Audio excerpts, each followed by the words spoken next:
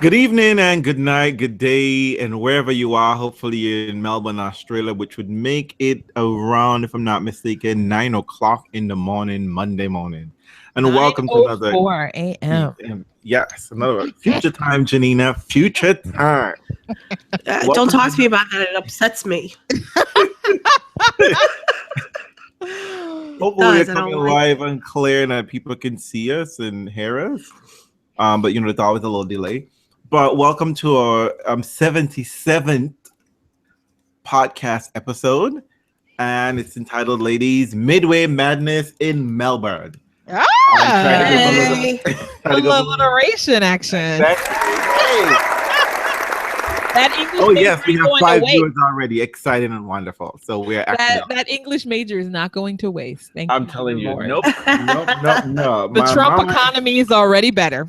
Okay, my mama is giving me just one little smidgen less of a side eye. Be like, bitch, what we doing for our life? But anyway, before I go any further, let me introduce the co-hostesses with the most to say, the ladies with the big juggernauts, and my favorite ladies in the world. Well, You know what? I'm going to take it as a compliment. Okay, let's go. As always, Kidding. as always, I only give compliments to these ladies.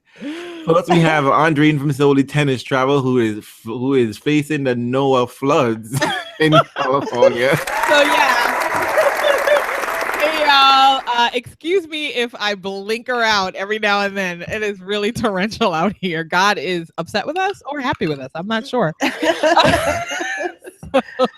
He's sending a reminder. He said, bitches, remember what I did last time around? Because next time around, it's going to be fire.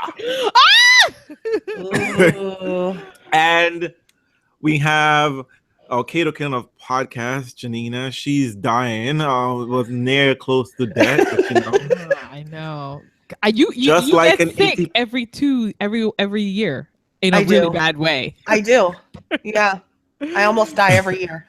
and just like ATP, she called out the trainer and she's making a miraculous recovery. You know what? I want y'all to know. I want you to know that Reels and I did a test call earlier, and I had my camera on, and he said to me, "Turn your camera off. You look horrible." So complimentary.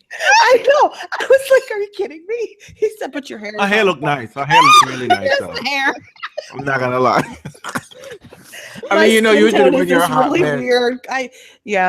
So apparently, from the scalp up, you're great. Right? Just don't look at my Yeah. face. Tony, I'm not just sick saying. from Novak losing. That's what got me through these past few days. Hi, Nigel. Bless. You need to stop because these fam. Oh wait, you already started, dude. No, I'm just look. Give No Fam a chance. They're so sad. They're already coming for me. Exactly. I don't want them to burn down this podcast, okay? Because look, some of them might very well be Trump supporters, and look, they're gonna have reach and extension beyond belief. Okay? With the new internet that Trump's introducing. Anyway, I saw that this morning. I was like, all right, I'm gonna have to figure that out later. I can't deal. Oh, Tony loves me now. Right. I love you. So, ladies, we are midway through to Melbourne, if I'm not mistaken. They just had their Sunday, which is our partially Saturday. Right? Yeah. So when play starts in 2 hours, it will be Monday morning at 11 o'clock. Oh God. What? So they had one full week. Well, 8 days. Am I right? No, 7 days of action so far. And so let's start off with our general feelings. Are we loving this Melbourne? Are we hating this Melbourne? Is this, as Tony would say, that never happened? What happened? I think that since Serena's still in, it's happening. And since Rafa is still in, it's definitely happening. Yeah. It's been okay. I mean, it's been interesting. That's for damn sure. It's been weird for me because I haven't been able to invest as much time as I would like to actually watch, but I guess I'm taking the Andreen approach where you watch, as a person who has a life. And you catch it while you can, right? Yeah, you catch it while you can, and it's been good. It's been good. There have been some, some nice surprises. Yes, I'm calling them nice. There's gotta be a change is coming. I'm telling you. Really, actually. I mean, we are now. There's a stronger potential for change than there is for not change, for status quo, we should say. No? Well, I don't know. At least on the women's side, for sure. Somebody new is going to get into the Australian Open finals for the very first time. With Venus, haven't been in there since 2003, which is 14 years ago. Oh my God, that's insane. I know. Exactly. She's been doing it forever. So, and she's just like, what did she say? Girl, I just don't know. Okay, so was that not the best on-court interview you have ever seen? Has anything ever been better? Which one? Because there were from several Venus's this week. first match when she was like, "Girl, I don't know." Venus has moved away. Venus has moved away from All Lives Matter to girl. Let me break it down for you. Exactly, embracing that comment. But I would have to say that usually Venus is somewhat. She's very matter of factly. She's a little reserved. So she's very reserved, exactly. And she's very when she said, you can tell when she's shutting it down. She tells you, or she just don't show up. But you know what though? I have to say, Venus's attitude, like her play, has been light, fleet of foot, and just really joyful. She's got so much bounce. I mean, I must say, now let's ask this question. I've seen a couple people throw this out there. It's hot. However, the courts are playing really fast. So I don't know if this is what jubilant tennis looks like with a faster court, but the energy and everything feels really different this Oz. I'll have to let you know that Rafa Nadal said it's not playing quick, that y'all just acting up because when y'all on smaller courts, it look like it's small. It looks like it's quick. But Laver playing just the same, and when you start playing more on Laver, it's gonna slow down just the same. So listen, if Roger says it's playing fast, it's playing fast. That's it. That's all I got. Y'all are confused. Yeah. No. Rafa Nadal, Diva Nadal says, no, it's not. It's regular. Nigel, what are you talking about? Venus's comment on old Margaret Bigot Court. Oh, hell no. What did she say? What? I don't know about this. What is this, guys? Did Venus throw out a oh, hell no? I don't know. No. Maybe somewhere else. I need better context than that. Right. Yeah. But I have to say that, she's very, what I like is she's much more animated and cool. I remember ages ago, I'm taking you back way back before 2011 when tennis was invented. And Venus had a very incident when she was screaming on court. Well, not really screaming. She was telling the umpire, I know it's out. You know it's out. Everybody else know it's out, but you won't say it's out. And from that moment, I don't think Venus sort of went into a shell, and she rarely ever challenge calls. I mean, she lost a match at Wimbledon because she was just like, fuck it, I'm moving on. And now she's much more. She's getting there slowly. Yeah, she's talking to herself, and the showroom didn't help because she didn't want to spend excessive energy on court. But girl, we've been playing extra sets all the time. That's lots of energy. We've been taking care of business in straight sets. But I mean, can we talk about the fact that it's week 2 and Venus hasn't dropped a set? That's crazy. Tell me you saw that shit coming, and I'm gonna smack you. Well, let me be honest, and I put it out on Twitter. I was like, this bitch is gotta take this reset, isn't she? She just gotta take this. Where? With Bartel. Oh, because, no. There was never a doubt that she was gonna win that. Bartel could not hold serve comfortably. Serve, that's true. But but Venus, we giving you a free service game here and there. I'm just saying. So, but it was she's playing well. She's playing very well, and what I like about her is positive energy. Like when she makes a mistake, she's just like, no, you should, what I mean. And she's trying to get techniques going. So I'm very, very, very happy. Like she said, you Well, know, I know what to do. Okay. she's just not slugging it out at the baseline. She's moving forward. She's her serve is okay. And I mean, she just seems like she's not the first match. I think I was like, oh no, this is gonna be who we're gonna encounter, because she seems so belabored, right? And it seemed like she was tired already. But then ever since that first match and that hiccup, she's just been playing really, really well. And I'm somewhat surprised. I mean, I know people are sort of casting aspersions on her, on the player she's playing, but we all know that Venus can get dragged into 3-set matches against anyone. Anybody. So- And plus these and hold on, let me go snatch some wigs right about now. Venus at that age would not let some 36-year-old veteran player drag her out and call. Talking to you, Miss Dwan. Hey girl, now you know who Venus is, right, bitch? Oh my God, everyone's offended by that. I don't know why. No. People offended by that. No. Let me tell you Hold something. on, let's back up 1 second here. Dennis is saying good morning from Melbourne. Good morning. But Hey, he Dennis. says that the courts are playing fast. And when Of he was course. watching live, the balls were so fast sometimes he couldn't even see where the balls were bouncing. And I do want to say to him, Rafa's you know, gonna say, check your eyes, boo. Check your eyes, boo. Just how Rafa's gonna tell you. just well done, Dennis. If y'all haven't seen his picture that he got with the Williams camp, you need to check out his Twitter. He totally That was stalked a great- all them. I What's need his to handle know on how Twitter? he did it. I need to know how he did it. Let's just share the picture. We'll share it. Janina will share the picture. I will share the Okay. picture right now. So, anyways, yeah. So, But I have to say- so we just jumped in straight to Venus. Post. That's it happens that way. We right? always talk about face first. But I have to say, like I said, you know, I love that energy. And I mean, I wasn't really, well, I wasn't offended. But let's be honest, if there's only like 2 black people in the office, you know who they are. Wait, Come what on, are you girl. talking about? What are you talking about?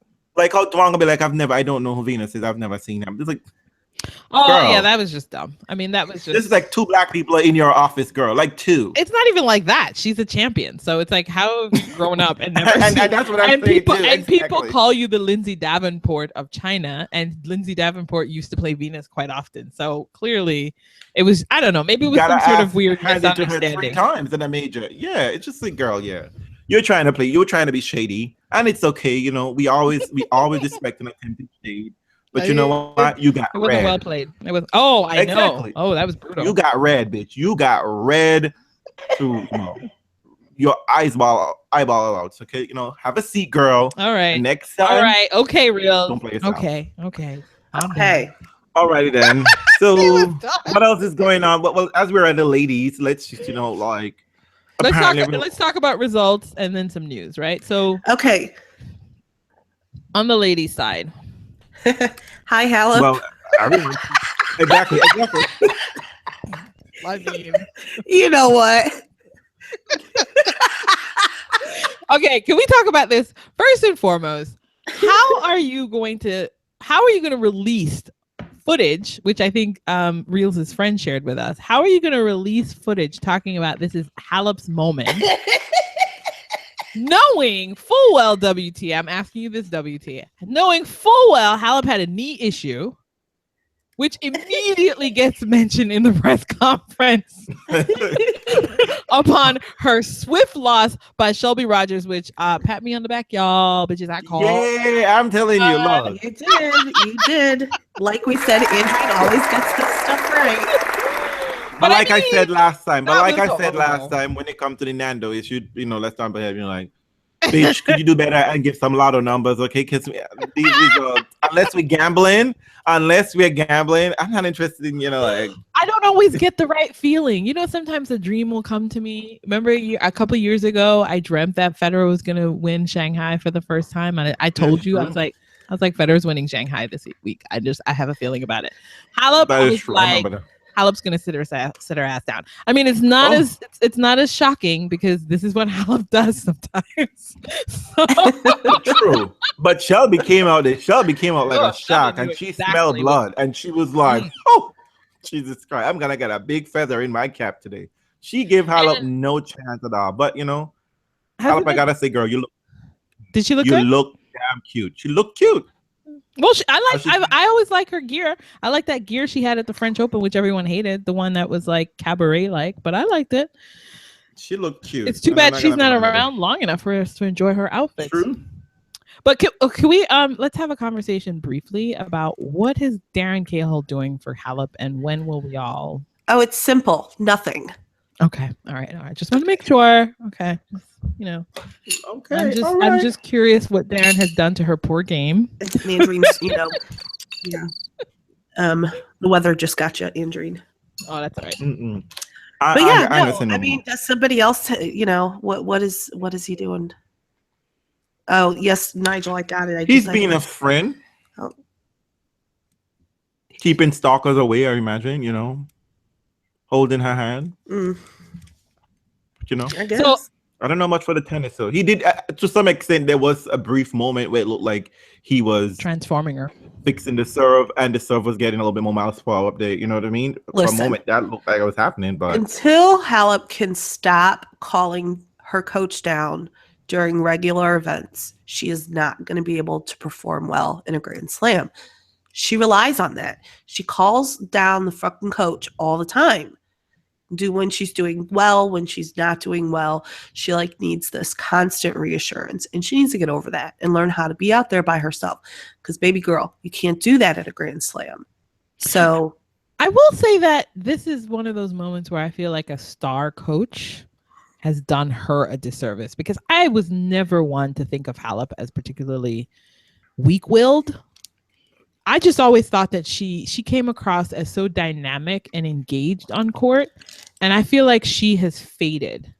Even when she's doing well on court, I never feel like she is as self-possessed as when she had her wonderful run on clay many years ago. yeah, but It's weird. I agree with that, and there's also something else, because when she had that wonderful run in 2013, 14, I think it was 14, right? That's when Maldonado Maria won her second French Open, right? Mm-hmm. Yes. She then fired the man. What was his name? He worked with. Well, she went through a series of coaching. Wim Fissette. Yeah. She dropped Wim Fissette, specifically stating not that he wasn't a good coach, but she wanted someone Romanian who can speak to her, and there were cultural things that she could express and could Is express. Darren Cahill Romanian? What's good? Girl, look. Okay. According to my Trump textbook, that does work. Okay, that is alternate facts, and that can work. Okay. That can work. It's across the Atlantic, and it's all the same place. It's America and the rest of the world. And I thought, okay, then this is kind of strange. You were waiting on this guy, but okay, I get it, cultural thing. And then she dropped that guy, and then she picked up Darren Cahill. She went without anyone, and Darren Cahill was consulting, and then it's a coach, So then at that point, I'm just like, girl, what the fuck you want in your life? Yeah, it seems like she's up and down. And since then, she's been up and down. Like one moment she can stand toe to toe with Serena, but then when Maria show up across it, she's just like, oh God, what am I doing here? Well, oh my God. You know what? We spend far too much time talking about her. We talked about her longer than she actually stayed around. So let's move. Ooh. Let's move. All right. Damn. Yeah. All right, girl. All right. Who else is surprising you this week? I'm surprised Muguruza is still around. I know. Thank source. You know what?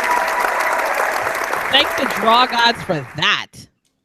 I'm telling you, Muguruza, way to shut reels up, don't you? Winning 4 matches in a row. Girl. Reels can't say shit to you right about now. I said she would win 4.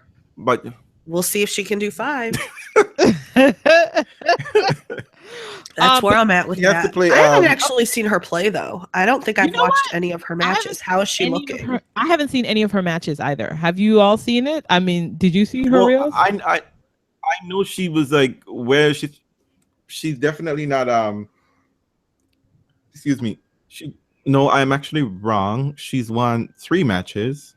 Yeah, she's in the 4th round. No. She's in the quarterfinal. She's meeting. She's in the quarterfinal. She's in the quarterfinal. She's in the quarterfinal. Yeah. No. Yeah, she's definitely played better as the tournament has gone on. And whereas in those moments where you think, like, oh, here is that Garbina madness is gonna show up all over again, she's definitely righted the ship. Because at the time when she was up and then she somehow got busted open, I think in the 3rd round she was playing. What did she play in the 3rd round? Oh my god. Is it Kukova or Sevastova? No. Sevastova. Sevastova. Yeah. Yeah, and she was leading that thing, and then Sevastova was on her way to come back, and she was just like, "No, girl, boom, this shit is over." And she cleaned up herself and got her life together. So Margarita can do big things apparently at majors. So who knows?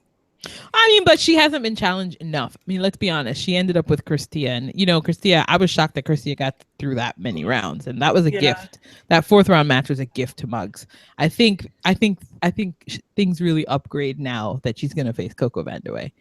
I think she's got to face She's gonna and it's the same game. Yep. You're either hit, we're gonna miss by a country mile, or it's just gonna be a matter. I'm gonna be pinned in the line. There is no subtlety between these women. For these women, there are no gray areas. I didn't see Kerber's goodbye match. How was that? Like, I was too tired after. Listen, I've been trying to catch it all day, but all I keep seeing on TV is Federer and Nishikori. It's like they're not replaying it. So I didn't get to see it either. I fell asleep. Yeah, so let me tell you what it was. So this is how it was, right? So this is how it is. So we're kind of partially sticking back to our high school theme. So, one girl got moody at lunch, and the other one says, "Bitch, I see you at 3:00." And the one who was getting moody at 3:00, was the one was getting moody at lunch was Coco Vandeweghe. She was talking up a good game, and Kerber was just like, "Bitch, I'm the queen bee here. I'm number one. Bitch, I see you at 3:00 outside. Bring your Vaseline. Take out your earrings, girl. I got this." And Kerber got her home girls, to be cheering on. Coco was just like, "Bitch, you don't know me. Bitch, walk away, girl. Walk away." Hey, I did call Kerber the least likely to succeed. Well, and I'm telling you, she really Coco went in on that ass like white on rice. I'm telling you. She's not no one loves her hair, and that's why Coco beat her down was so extra special. Coco went extra read all about it. Look, Kerber got lucky and won 5 games. I'm telling you, if Coco would play of better quality and consistency, it would have been love and love. It would have been love and love. Kerber, you got away with murder with those 5 games. Coco was on like a boiled corn. She wasn't fucking around with Angelique that yesterday. Was it today or yesterday? Whichever one it is. Yeah. So it was a beatdown match. Yeah, it was a beatdown. So that top half is set. Was a beatdown. So that top quarter is set. It is Coco and Muggs. Yeah, so we have Muggs and Venus against Pavlyuchenkova. Can we talk about Svetlana? Oh my God. What the fuck was that? Svetlana screwed herself with the JJ match. Man, because honestly, when I saw Svetlana in the Pavs match, she had nothing left. Nothing. She could not get it going. She was discombobulated from game 1. And all I kept thinking to myself, and I kept thinking to myself, you're fitter than Pavs. You are a great ball striker. This should be a competitive 3-setter. It had to have been. But it was ugly. She was just getting slaughtered, and Pavs seemed capable of beating her, breaking her serve at will, and I was like, okay. And anyway, Pavs wanted the ball to go. She just made it go there. She was just like, Pavs had angles, Pavs had down the line, and what was even more surprising, they have their similar build, similar game style, but Kuzi is definitely more consistent, more experienced, but actually you would have thought Pavs was the one they had 2 majors in their pocket, like. It was just like, come on, Kuzi. Pavs. Pavs is a mental midget. She couldn't do it. She couldn't do it because she was tired. She was flat. Yeah, and I think Pavs sensed that from the very opening game. Yep. And Pavs was just like, you know what? I am going to take this and run with it as far as I can. And even when there were moments when Pavs was about to get shaky, because I think she served for the first set and got broken. Yeah. By then, but she was already up so many breaks. She was like, it's okay. Right, but Kuzi couldn't have, that would have been the opportunity for Kuzi to send a signal, be like, even if I lose this game, right? Even if I lose this set, just let you know, bitch, I'm just off. I'm in it from now on. But there was nothing. Pavs was always ahead. I blame that JJ match though. You're exactly. Why are you losing the second set? Almost losing the third, going on for 2 hours. She could have finished that match in less than 2 hours. Instead, she ended up going almost 3 hours in the heat. It just. I don't remember. Was it she who said a player mentioned something about, I don't remember who it was. They said in an interview where they were ahead and they thought, oh my God, I'm gonna win this set 6-love. I've never done that before. And then all of a sudden, Well, she didn't. all of a She sudden lost it 7-5, I believe it was. So she got fucked over. I was just like, really? That's what you're thinking? Go save that shit for on tour, okay? I gotta say, Svitolina missed a good chance right there. But Pavs is like that. Pavs can be great, and so when she's on, and she decided she wanted to be on against Svitolina, it was down and out. Yeah. So. Who Exactly. pissed me off? I'll tell you who pissed me off. Fucking Sibylkova. Why couldn't she just lose quick if she was gonna lose anyways? To whom? It was such a waste of time. Makarova. ECAT Well, and Sibylkova? Oh, you flipped to the other. Yeah, I mean. Oh, I wasn't supposed to go there yet. No. It's fine. It's fine. Let me just say out here, I don't care, man. I don't trust these Russians. I don't trust Makarova especially. I don't trust her. If you mean standing for Maria, I don't trust you. That's okay though. That's what you listen. All the Russians had to. Let's just give that. That's like a. Given. But listen to me. Sibylkova was fooled. She was confused. She was confused at what point in the match was Makarova was gonna be. There were times when Makarova couldn't miss. Well, she was playing great. Like, I have to say, she was on fire. Dami had a little bit of that Sveta thing. It was like she couldn't seem to get going. Like I just like. At the end of it required too much energy because Makarova was making so a run hard to to get back in that match though. She fought so hard to get back in it, to take it free, and then you still lose. I'm like, bitch, you should have lost an hour ago. No, it was too much. It was a little bit of that, like this. No, but listen to me. Meldonium is real. Meldonium is real, people. Let's be 100 here. And the effects. It was a waste of my time. ECAT. Well, listen, I'm happy about ECAT because I feel like ECAT is a better matchup for Kanta. Oh, let's just all talk about this moment. Kanta gave was a whooping. A whooping. Man, listen. It was like she's like, your ass is nice. Put it over here. I'm gonna smack it 1 billion times. However I want it. You're gonna like it, bitch. Well, Kanta has to defend semifinal points here, isn't she? But you know what? Listen, I don't even think Kanta cares. Can I tell you? That's the thing about Kanta too. It's part of why I don't find her appealing to watch. But she don't look like she gives a fuck out there. She's just smacking the ball. She's like, okay, done. Robot. Next. 2. Next. And that's how she. And I don't even know. She moves very. Her movement is very, very angular, I should say. Yeah, it's not fluid, but it don't matter. Exactly, yeah. It don't matter because that backhand will kill you. I saw Margarita know a bit about that at the US Open in 2015. No, but Kanta, but you know what? I have to say, of everyone I've seen play this week, it has been I have to say the two people playing really good tennis, Kanta and Serena. I haven't seen Kaplis yet, but both of them are fully dialed in from the jump. Yeah, well, you know what? Pliskova's not doing too shabby. She's had a couple shaky moments, but she's making her way nicely. Ostapenko should have taken her out. She should have, but she didn't. Match just did. No, she didn't. Okay, Ostapenko is on the new Nando list. People who we don't give matches to. We have a Nando list. You need to go home. Go home. Look. Wait a minute. We have a new Nando list.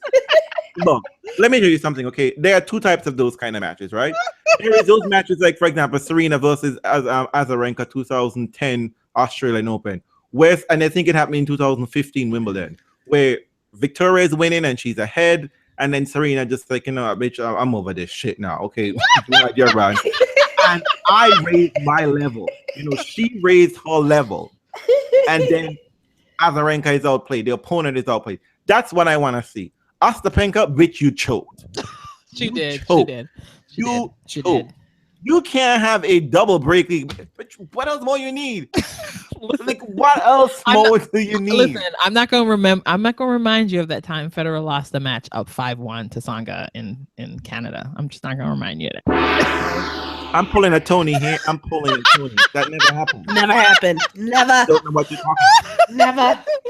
I mean, but listen, you know what? Good on Topless for getting through that But match. you know what? But in that case, for example, when Federer's up 2 sets to Asanga at Wimbledon 2011, Yeah, there if you I'm not go. mistaken, There you go. That's that Sanga one. played his ass off. That's true. Sanga raised the level of his game. Sanga was hitting two-handed backhand, one-handed backhand. I mean, Sanga couldn't miss. He couldn't miss. Those seem to be like, That's what you. know That's when you what play you Sanga, respect. You respect that. You respect the Exactly. battle. that the Lovely person- drama girl's yeah. coming for you, Reels. What did you say? Look. She's quite young still, though. Isn't it too early to be calling her Nando? That's true. They gotta start somewhere, don't The they? Nando This is not the list is first time we like lost the plus Penco. 25. You got to be plus This 25. is not the first time we lost the Penco. I'm almost sure. So not She's only done do we this have a nonsense Nando before. list, there is criteria to be on the Nando list, and Andreen says you have to be more than 25. Okay, and that's true. All right, and you know who else also got their asses kicked? Aga. Aga. Oh my God. I don't know if you saw that Lucic Baroni match. I didn't see it, but I woke up like, what? I'll tell you something. Aga had Wow. no answers. She was trying No. her dips and hits, her little twits and all of the things Look. that she tries to do with the magician. It couldn't work because Lucic was like, here's a ball. I'm going to hit it so hard that you're going to fall back on your ass. What I tell you guys? What I tell you? Lucic Baroni is gonna be Lucic was just like, look, Shelby took my pigeon and I gotta make a new one, okay? Shelby knocked out Halep and I'm gonna be like, look, I got your neck. Every time Aga comes up against a big hitter, she can't fucking handle it. That's why this bitch will never win a major unless somebody takes out all the big hitters before her. She'll never win. Well, it's not. Never. It's not only that. I think it's not even just big hitters. It's not even just big hitters. They're people. They're taking the ball early. Yeah. They're not allowing her To do get all her that. magic. Well, Well, she ain't like got no a little damn ninja magic. shit, That's just it. Wake up, folks. No, I mean, listen, I look, you know how I do. I understand Aga's magic because you know who got caught in her web was Madison Keys at Wimbledon a couple years ago. Because Yep. Madison Keys, a big hitter, but Lucic had no time for that. She would big serve, forehand, done. Like, Girl, I think Aga said it. Wham, bam, thank you, ma'am. She's like, I don't even feel like I played. It was so quick. It really was. Oh, my- shit. Wait, I forgot which match was happening at that time. I just like, wait, y'all worried about that match, and y'all know Aga's about to go home, right? Lucic Well, Baroni. I think it was it a Rafa match or something was happening, and before you knew it, before think- I think it was. I think Zev might have taken the first set, and I was like, oh, okay. And then I think before I looked around at the end of that first set, Aga was done. I was like, Mariana was just like, even Andrea Petkovic was just like, look, Mariana's like 35 and she's in the fourth round of a major. good for them. We're in the third round of the double, just like, Well, what's going on let me here? tell you something. This is where I'm at with these ladies. What are you at? I think that we have a really, really good chance of our old school draw coming true, and we might get us an old school All Williams final. We have a really good chance of that. You don't think so? I mean, well, let me see who's left. Coco. Well, I think Venus can handle it. I mean, Venus can handle Pavs. What I would rather Muggs versus Venus. I don't want a Coco versus Venus. I'll tell you that. Why? That's gonna I get just- nasty. Because America. because Coco's anima towards Venus is gonna be strong. Yeah. But I mean, she's a solid server. I've actually not seen those two play. Have they played Coco and I Venus? can't think of any I don't time. recall them ever playing each other. I should have looked that up. I'll look it up. But yeah, Venus versus Pavs. I think that's probably going to be Venus's toughest match. I think that could be a 3-setter. But I just think she has to do the exact same thing. She just can't get out hit she can't do the baseline shit because I think Pavs has that on lock. I mean, even though she's not particularly, I wouldn't necessarily say she's the fittest person out there, but she certainly made Sveta look like she was slow as. Yeah. Ooh. So, I mean, that could be like fun big babe tennis. So you could be right. I mean, listen, it's on the books. It's possible. I mean, what do you guys think about Serena and Barbara? I think that's going to be an interestingly different encounter. I think Barbara's gonna be trying to do her magic, mix things up on whatever the case may be. But I would say that Serena, I would still favor Serena because I think for sure. Serena is in it. I mean, it's not gonna impact because I think Serena is definitely looking to move forward. She's an older so gal. dialed in. She's so dialed in. She's an older gal. And you know what was very funny? So the older people just like, bitch, I ain't got time to slug it up with your baseline. Listen, Coco and Venus have only played one time last year, and Venus won. Where was that? Do you see? Italy. Okay. On clay, right? Yeah. Yeah. Okay. Yeah, that would have been clay. Yeah. So, interesting. Yeah. But I never trust Coco. I wouldn't trust her in real life anyway. There's a match where she could go off. That could be the there will be that match where she will be completely incapable of getting she always the has court. One, doesn't she? She always has one. Because that's just it, right? I mean, that's what was happening here. Because the other thing is that Kerber couldn't do any. Can't win 3 points. You know, she can't solve all the other trouble. Yeah. I'm trying to figure out so why I hate Coco, because she does the shit that I want people to do, like ball bashing. Well, no, like she wins against Halep and she throws her hands up like, what, bitch? You know, like I usually love that shit. And I'm just looking at her like, you fucking bitch. I don't know what it is. I can't stand her. Does she? That's what it is. It's just that simple. No, that was even before that. You know what it is? It's fine if you have like this kind of like, boom, there I go attitude. But that's not what she has. She has nastiness, and I don't mean the compliment. Yes. I don't mean the complimentary nasty woman thing. She's just nasty. I mean, she just looks rank, and it's not pleasant. She's just not a pleasant personality to watch on court.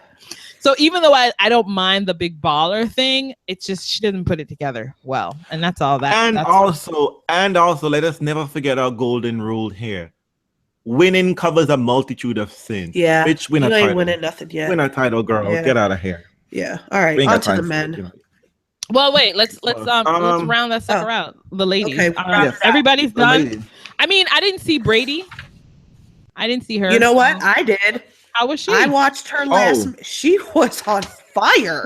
I don't understand why she walks the way she does. Her. I feel like she walks funny, like something ain't right. Like maybe one leg's longer than the other. I don't know, but she played great. I was like, holy shit! Yeah, she walks really weird. I noticed this. Oh yes. Do you think she gets? Do you think she gets to that Lucic Baroni match, or is she? You know what? She can. If she plays like she did in her previous match, absolutely. She played lights out tennis. She played really good. I was impressed. Good mover. How's her serve? Because that's, I think, a big thing. Hold on. Wait. First and foremost, I did watch her play Vesnina. And shout out to me, because everyone was like, Vesnina's going to get somewhere. I'm just like, no, she's not. And Vesnina should be the ninja, because every freaking time it's just, hiya! I don't know. Yeah, that's her thing. That's her thing. But, that girl Brady, I'm surprised she's an unknown. No, she's just college. She's just in college. And Vesnina threw everything she put at her. Vesnina threw everything. The kitchen sink. She handled it, man. She just handled it. She stood toe to toe with Vesnina, which was surprising, because Vesnina is no amateur out here. She's a veteran. She's winning. And I gotta say, Brady was. You're right, Janina. She is walking funny, but you know what? Okay. I didn't want to come and say that, but I was just like, look, maybe I'm Tony just not used to seeing it. Tony said that Lucic Baroni might be the first big hitter she's faced. Yeah, okay, I guess so. But, she's a pretty big hitter too. So, well, that was the thing. That's why I was wondering, because it looks like a big. But Lucic Baroni isn't consistent, so Brady might find herself into the next round. She might. We'll see. Lovely drama girl said Coco comes off as brusque and dismissive. That she does. Bitchy. Let's call it what it is. Bitchy. I don't mind bitchy though, because Maria's bitchy, and this is a different kind of bitchy, man. It's It's not Maria bitchy. Maria wins. No, it's the same bitchy. And also, I'll be honest. And this is, it's sad. I'm gonna admit it. If she dressed better, maybe I might like her. Oh, yes. She's frumpy as fuck, isn't she? Oh, yes. It's not a good presentation on court. Man, bad. Listen. Half half of what makes Maria work is the fact that she dresses quite nicely. Nope. You shady bitch. 2017, we're not gonna lie. Look, Maria be wearing some off-shoulder, some off-kilter bullshit. Maria always only wears the same thing on court. It's the same cut, same arms. She knows what works for her. Look, it's the presentation. Look, Maria doesn't always get the kit right, but you know what? She always look like she's lotioned. Her hair is all clean, fresh, powdered. Coconut just don't look like that. No, Sean. Coco does not have Andy Roddick type cockiness. Coconut looks like she just came out of the fields. Her hair is out. Like, No, stop. Wait. I have to give Bree for tennis kudos for this line. She says, you know what, Coco look like Maria's distressed ponytail. I just like. Fucking great. Coconut look like all my life I gotta fight. She look like the clothes isn't washed. I mean, like, it's very they need to present her better. When you're sweating. Her kits need to be better, and they don't do a good job of her kit. And listen, all of it is part of the package. If you put together a good package, I can really almost go there with you, but I can't. So Coco look like she's washing her hair with Head and Shoulders. Look like she just forgot laundry. I'm just like, oh fuck, I gotta go tennis today. Okay. No, Coconut, get your life together, girl. Before we move on, who do you got? Who do you have in the end? For the ladies, who do you got? Oh yes, we usually pick at this coin. Yeah, for the ladies and the quarters, or the quarters and the end. Are we going all the way to the end? I guess so. That's all we got. Go to the end. So I've got Ka Pliskova. I had Ka Pliskova going against Aga, but apparently that's not gonna happen. So I think Lucius Baroni's experience will get her through. And then I think Kanta's actually gonna get through ECAT. She's just playing well. Wait. So that's the quarterfinals. So let her finish. Right, but you. Oh, sorry. Continue. I'm sorry. I'm on the other side of the draw. Yeah. Kanta versus. Well, listen, honey. Remember, we filled out our draw. Yeah, we did it. Kanta versus Serena, and then I have Serena getting out of that side, and then I have Coco versus Muggs. Which, by the way, I had Kerber. I did think Kerber was going to get through that, and I never had Venus. This is all new. I do think Venus gets through this match, and I think it's going to be Venus versus, I hate to say it, but I do think Coco is feeling herself. I think it's going to be Coco versus Venus. And while I don't like to mention this, I think Coco might take it. I don't like saying it out loud. I don't like saying it out loud, but you know what? It all comes down to how Venus gets through Pavs. If she lets that drag her through some mess, I'm less hopeful of that. And then when you say Coco might take it, you mean the title? No, I think it's going to be Coco. Can I tell you how hot it would be if it was Coco versus Serena?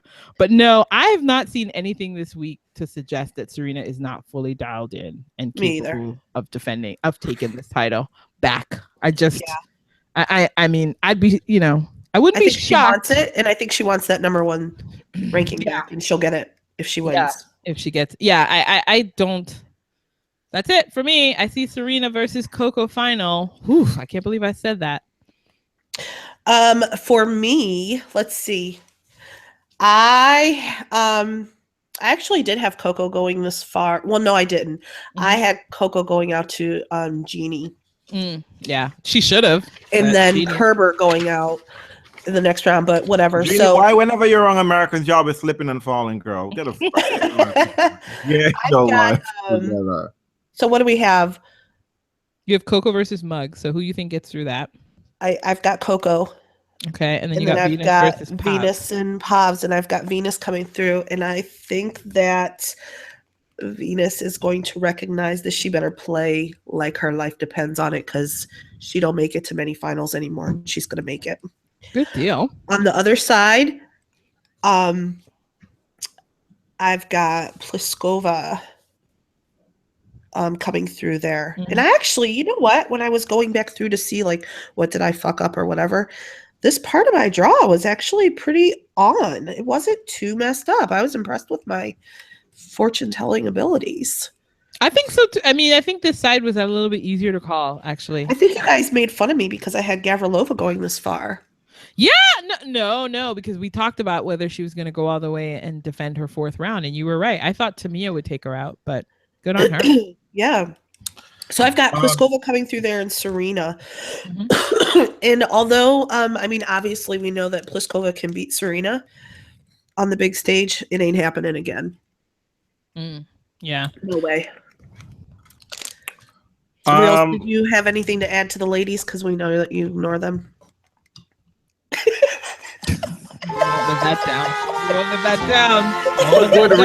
For good reason. Like I said, well, you know what? I beg your pardon, because I think well, actually, no. Both sides equally brought it. Okay, people got their money's worth in Melbourne. We'll have to revisit that at the end of this discussion. I'm not certain about that, but let's. They might not be totally happy. Wait, but you know what? This is perfect. How did Lovely Drama Girl says Coco acts like a brawler? That's perfect. Perfect. Like I said at the lunchtime, Kerber went up into Coconut and said, "Coconut, you've been running your mouth too much. I gotta put you down." And Coconut said, "Bitch, I see you at 3 o'clock." Shot caller. And Kerber got her wig snatched because she pulled her mouth and didn't have the money to cover it. Okay, Coconut. So got it. who's your finalist, Boo? Serena on the bottom half, and for sentimental reasons, I would love to say Venus, but for my doctor said since Meldonium is no longer available to me, oh my god, don't be trying to overexert myself and put that in there. But I do think I see Gabin and Venus in the semifinals. I don't think Coconut is gonna take out Gabinia. Gabina has had a feeling herself. She gets a major pack of whatever she does. It comes in spurts, and I think Venus handled Pavs. Venus is moving well. The serve is okay. Pavs just got lucky and still feeling herself from that Sveta match. So, but I won't be surprised if Pavs does win it, because if she continues to play what she did against Sveta, people in trouble. But I think Gavrilova will probably push Pliskova, but then Gavrilova would be up 5-1 or some shit like that and then fuck it up. I don't think Pliskova is playing that great, so I won't be surprised if she loses early. She doesn't get to the final. But I think Kanta is gonna take out Makarova, Serena, and they're gonna meet in the quarterfinals. Serena wins that. And I think Serena and I'm not gonna put Lucic Baruni in the semifinal, but hey, that would be sexy for WTA 235-year-old ladies in the semifinals. That would definitely be sexy for the women. So you think Lucic Baruni takes out Koplis? I think she could, and I think if Gavrilova held her nerves together, she probably could take out Pliskova. I mean, Pliskova she's too dialed in. If that makes any sense, she's too dialed in. She's not like. She's just focused, too super focused, in my opinion. So what? I think. What are you saying? Sometimes. Okay. Pick someone already. No. I'm saying that the Pliskova does look like she could win the entire thing, right? Because she's definitely had that major hunger, right? She was so close at the US Open. She just let me snatch that thing, like Nole, right? In 2007, he got beat by Federer in. But no. What is this? No, make the. But I'm just saying that Pliskova looked like she's the one. She looked like she can go all the way. But I just don't think she is. I think she's too dialed in and too focused. That she needs to sort of relax. There needs to be a certain balance that she's not exhibiting on court. That's just my opinion. I think she might lose. That way, so. She's gonna lose it. She loses it early, but she's focused. That's just my opinion. But I think Serena is major number 22. I think 23. I think. 3, Boo. It would probably be 3. Yeah, see, nobody knows what you're talking about. Look at Tony. What? All right. All right, dudes. Let's get to. Oh well, any news? Do we want to do the news for the any news, ladies, before we move fully to the guys? Let's talk about. We got some news for the ladies. We had some lovely commentator call Venus a gorilla. We're trying to cover that shit up real quick. I didn't hear it. I will say I didn't hear it. It was apparently on the ESPN3 stream where some commentator said that. Doug Adler. Yeah, and I can't remember exactly what he said. Do you? She goes after the ball like a gorilla and then says like a shark in water. Going for blood. A lot of metaphors gone. Yeah. So at the end of the day, the guy got fired. He didn't get fired. They don't fire white people for saying racist shit. Get the fuck out of here. They don't fire him. He just shuffle him someplace else. Put him to the side. Yeah, put him to the side. For now, They don't fire a white man. If it were a white woman, maybe. Oh yeah, she has the gorilla effect, is what was said. So, well, he said, look at Venus on in the gorilla effect, and here she comes charging. Right? So that left nothing to the imagination to imagine that he was speaking of an animal and not like some wartime tactic or some soldier. Okay. I'm saying. So I had somebody tell me that wasn't racist, and I wasn't having that conversation. I just said, "Bless you." Well, okay. Let's talk about why that's inappropriate. Let's just dial it back a little bit. I think people need to understand that obviously we use animal metaphors in sports all the time. We call Rafa gets animalistic things all the time. And in some ways, it's a little bit dodgy. Part of the reason why he gets it, too, is because of the Spanish thing. But I think you have to place the gorilla comment within the historical context of how people have thought and talked about. And Rafa embraces the toreador. But I mean, in terms of the way that it's traditionally been used with African Americans, it's always been used to essentially dehumanize us and to make us seem like a thing. Right. So it's not a comfortable metaphor to use, and if you're going to go there, you have to recognize that it's going to have racist overtones, even if that's not your intention. Now, I'm not, because I will say I don't understand the gorilla effect, because that's just a weird and dumb thing to mention on a court. Nobody wants to have a gorilla effect on a tennis court. So I don't even understand. It doesn't even make sense in that way.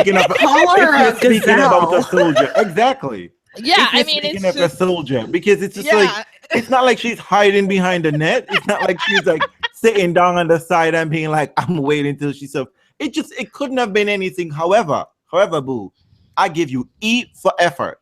E for effort. That comeback, that excuse, almost worked. It was guerrilla warfare. Yeah, it almost worked. I mean, it's not new. It's not nuanced. I mean, I think that's what it is. For the people who dismiss it as like, hey, it's not racist, because obviously animal metaphors get used a lot in sport. But we also have to put it within the context of anytime someone's being critical of a person of color on a pitch, they also throw bananas, which is something that gorillas eat as well. So it's always animalistic. There's an animalistic history there. So I think we have to be sensitive to that. And to also assume that when you do that, you're dismissing it as sort of brute force and no mental capacity is available. You're also maybe potentially calling into question Venus's intelligence, which they do often. So, I mean, I think if you are a professional commentator, you have to be sensitive to the things that come out of your mouth. Right. And so even though that might be something you might sit at home in your couch and use, Joe Schmo on the internet who's defending it, he's a professional. You can't say those kinds of things. Right. You got to think about how that comes across. But I know these people don't read history books, so they don't care, and they're not trained. They think because they say it all the time. What are you talking about? A gorilla is big and strong, and it's okay. But I was watching some old matches recently of Serena. And it's a thing the commentators do all the time. First of all, Venus and Serena are not the only women who step in on the second serve. They're not. They're not doing some magical thing that only they choose to do. Everyone is doing it. Right. And if you're not doing it, you're stupid. You're just stupid. If you're not stepping in on the second serve. On the men, it is a strategy. Because I don't know why. That's what they talk about with Andy Murray all the time. Exactly. If you don't attack Andy Murray's second serve, I don't know. People don't know what to do with you. It's his weakest part of his game. Same thing with Kei Nishikori. That's how you beat those guys, is attacking their weaker second serve. In fact, it is a legit stat that you keep on show all the time. How many points they win on the second serve? So that Venus stepping in. Is it gorilla tactic? Is it being a gorilla? It's just a tennis tactic. It's a tennis tactic. She's just doing a goddamn job. It's not special. It's not new. And I mean, Whatever. But you know what was interesting? So they were talking about it was a Serena. It was an old match of Serena. She had won the match, and I think it was Tracy Austin was commenting, and Tracy was all talking about, I don't know why Serena don't come to net more often. And then Tracy Austin quoted this Serena's coming to net. It was Serena versus Lindsay, US Open 2001. Something times, and she won 26 or 28, some crazy number. So, bitch, what are you talking about? She don't come to the net often. She was up net 32 times. So what is your point? They can't come to net every single point. So it's a very strange thing with commentators, as you pointed out, Andrea. They never seem to treat athletes of color as fully human. They're never smart.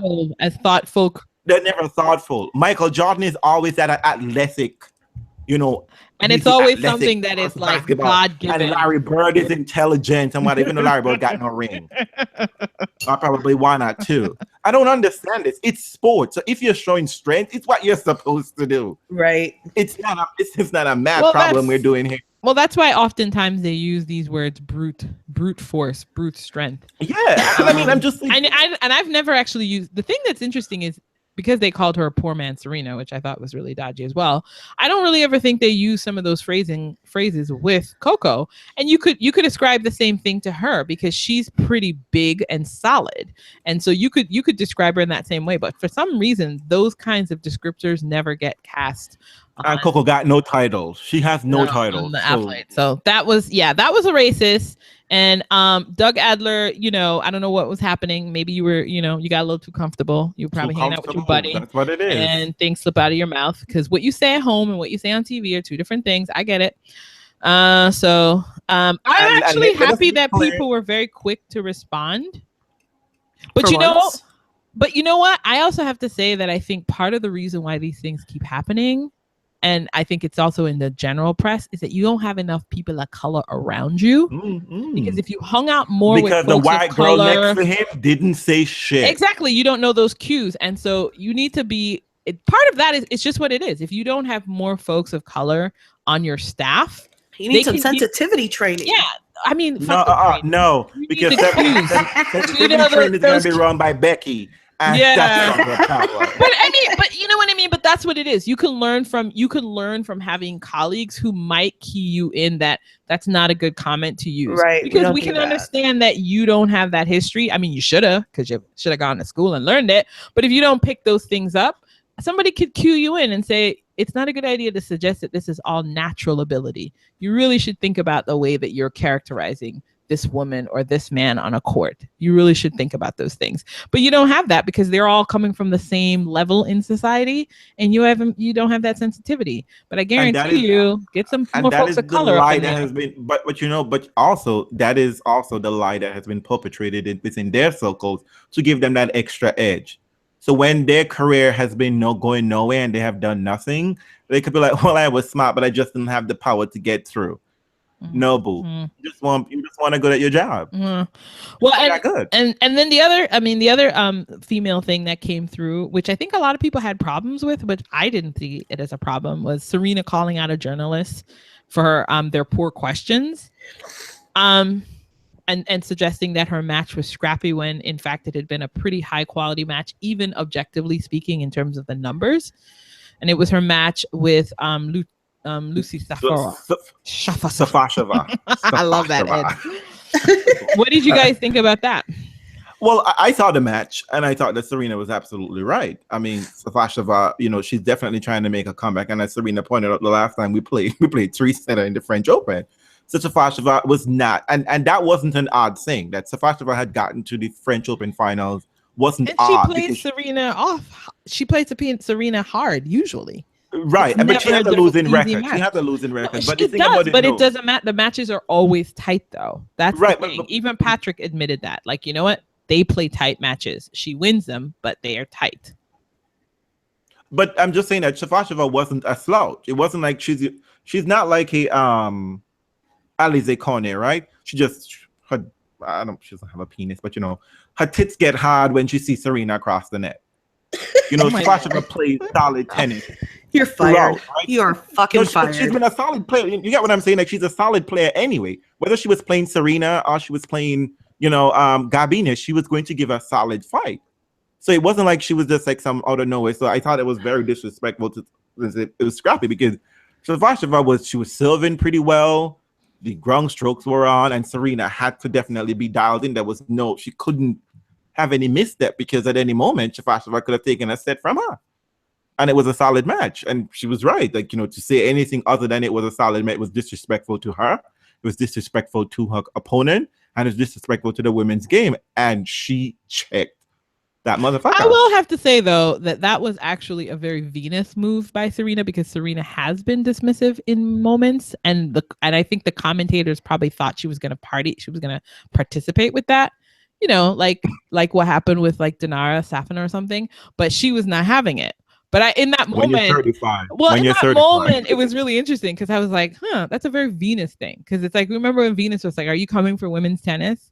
Are you, I think in these moments now, I don't know what this is about. It's like a recognition that in some ways, like the hypercritical approach to Serena's opponents is in some ways a clear cut on the WTA. And maybe now Serena finally sees that that's actually what's happening. Whereas before it was like a way you could stroke Serena. I think now there's also this other side where I'm gonna beat up on your opponent. You want to go along for the ride with me? And she sort of shut that down, which I thought was really cool. But I didn't think her performance was scrappy. That's what was so weird. Right. I didn't think they did because it was pretty high quality. I mean, she had double faults, and that was weird. She's been struggling with her serve. So there's some weird double faults, but it was a tight match, a tight, high quality encounter. To me, there's a lot of double fault look like a somewhat indecisiveness as to where she wants to go with the serve. What's this? So she's like, she wants to go down the tee, and she's like, ugh, no, because she's trying to be, I guess, again, a little older, so reaction time. She's trying not to give the opponent too many looks at the same thing. Because the player usually covers one. They never try to go in a neutral stance. They try to either go cover the wide serve and then she can go down the tee. But then when the player sees that, they're trying to push. So, I think that's where she's double faulting. But I would say solid so far through the first 3 rounds. I give her a solid A. My B++, I think. Pretty well. Okay. What? Janina's like, you don't like that A? I don't know. Usually, I guess when you say I'd give them a solid, it's not going to be an A. I know it's a solid B+. An A is pretty much all that it is. But hey, whatever. Says, you know what I mean? Hey. I will say one thing. But, I like Gibbsy's politics, but her tennis is boring as shit. So let's hope she figures out how to make that more interesting. Yes, I would say so. I saw the highlight. I didn't see that match. I saw the highlight. It was very lightweight, and it was almost to the detriment of Serena in the sense that I think it almost was like a retrograde. Like that match, they should have called that scrappy because it was almost like Gibbsy was so on. Oh, she was totally not matched. That she almost brought Serena down a notch, when you're like, sadly that was the case. So it was right. And I think I don't know if it was Gribbsy girl. I don't follow women's challenges that often, so I don't see you very often in your circles, but I do see your tweets. That counts for something. But I would say that like she was just like, I was like, God, girl, like. I was like, maybe this is because when I saw the highlight, maybe this is because she was like, she likes Serena and she's like, no. She wanted to go at it, but she couldn't. Exactly. She didn't have any strength. Like you know what I mean? Sometimes with people, if you're fragile, you figure maybe you're a faster mover or something. She just didn't have that. There was nothing she was better at or could impact anything into Serena in any capacity. She didn't even try to be Sarah Rowney. It wasn't good. I didn't like it. I mean, Elena Dementieva won a lot of matches pulling down the level of her opponents. Lovely drama girl. Lovely drama girl. I'm gonna have to stop you there. You bug her. You know what though? Look. Can I tell you? You know what? Drama Girl makes a good point because midway through that second set, Serena looked like she was like, "Fuck this shit." I mean, it's like, Oh my God. I'm gonna tell you, yes, it is true. It is true. Let's be 100 here. Yes, it is true. Dementia cannot serve to save her life. But once she got that ball in that box, she had those good ground grounding. strokes are on fire. Yeah, Gibbsy didn't have and solid she could change grounding. direction, and she was fit. She was fit. Nicole Gibbsy don't look fit at all. Well, see, that's what I wanted to know. And- I was like, I bet you I'll gain a better appreciation of Gibbsy if I watched her in Challengers.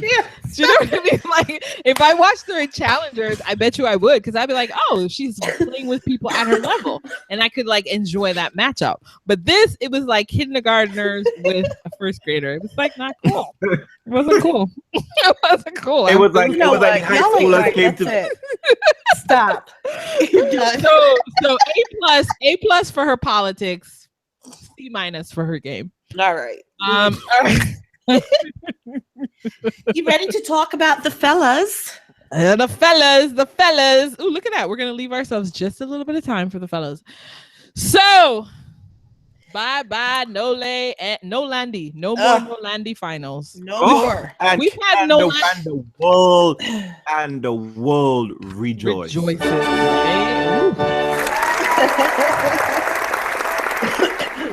And look, I know there are some snowflakes and some very sensitive tissues out there who's gonna try to come for me because I say, but you know what? Let's be 100 here.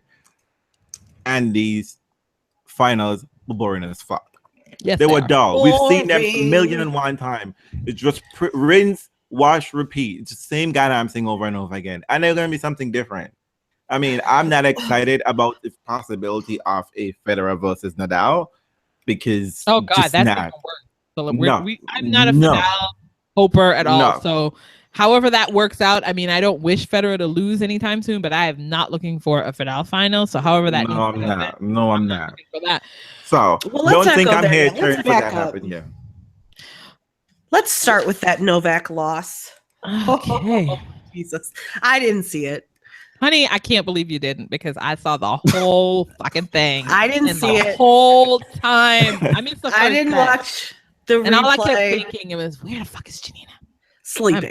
I'm potty mouth today. I was sleeping, but I woke up and I kid you not, 50 something at mentions in my Twitter because Novak lost and where are you and wake up. Do you know what happened? Are you okay? Are you celebrating? Someone check on Janina. And I'm like, what the fuck happened? But here's the thing. I honestly thought that it wasn't Novak that everybody was talking about because I had all of this stuff, people talking to me on Twitter, but nobody was saying Novak lost. I was like, oh my God, Serena's out. Oh my God, Fed's out. Like, I don't even know what day it is because, we've talked about this. I can't handle the time difference. Future time. So I'm trying to think like who played, what happened while I was sleeping, blah, blah, blah. And then I was like, holy shit, Novak is out into none other than fucking Dennis Istomin. Didn't we have a discussion about Dennis Istomin and what did we say? I mean, specifically, what did I say? I said What Dennis did you say? Istomin he had the potential to be better and that he has played Novak hard in the past, which he did in a match in Canada, but under no circumstances did I believe that He's gonna have a fight there. would. You know what was so funny about the match? It was Istomin who was calm.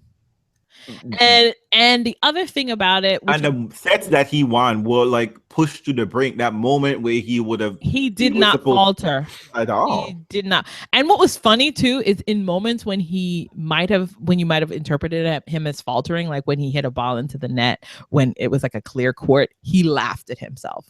So there was a sense that Istomin was completely within his element. Like you did not feel like he was overly anxious. Like when he got anxious, he just laughed played it his off. game. It was like, all right. Well, it was all right. Well, I think this might be a better moment for me to describe what I was talking about. Please, what I noticed with Dennis Istomin was that he was in Why do you always have a story? No, he's trying to fix it. Okay, fix that metaphor you had going. All right. okay, like he Tell us. was in the moment. He sensed exactly what was going on. Yeah. He yeah. knew he had the upper hand. Was There it was Rus- no need for Was him. it Russellian? No, I'm just kidding. It was actually, but Rotharian was acting a little like coconut. He was just like brute and He was brash, an like ass. Andy said. He No was an one ass. likes him. He was But an ass. but Istomin recognized, you know what? I'm not playing badly out here. Nope. I don't need to factor into my head that this is the former number one player or Nope. the number one player. He got X amount. No. We are playing a match today, and today is all that counts.